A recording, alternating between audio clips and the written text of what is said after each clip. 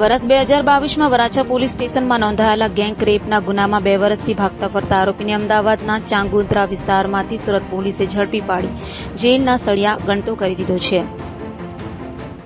સુરત શહેરના વરાછા વિસ્તારમાં વર્ષ 2022માં હેરામાં કામ કરતી વખતે એક 15 વર્ષની કિશોરીને આરોપી મોનુ રાજપૂત અને મીના રાજપૂતે પોતાના ઘરે બોલાવી ઠંડા પીણામાં કેફી પદાર્થ પીવડાવી અર્ધબેભાન હાલતમાં કપડાં ઉતારી ફોટા પાડી ફોટાના સહારે તેની પર બળાત્કાર ગુજાર્યો હતો. બાદમાં કિશોરી તેના વતન જતા ત્યાં સઘળી હકીકત કહેતા તેમના ઘરવાળાએ વરાછા પોલીસ સ્ટેશનમાં ફરિયાદ નોંધાવતા છેલ્લા 2 વર્ષથી ભાગતા વળતા આરોપી વિનોદ ઉર્ફે શિવા રાજપૂત અમદાવાદના ચાંગોદ્રા ખાતે નોકરી કરી રહ્યો છે. તે માહિતીના આધારે સુરત પોલીસે ચાંગોદ્રા જઈ તેને પકડી પાડી તેના હવાલે કર્યો છે. આમ છેલ્લા 2 વર્ષથી ભાગતા ફરતા ગેંગ રેપના આરોપીને ઝડપી પાડી ગુનાનો પર્દાફાશ કર્યો છે.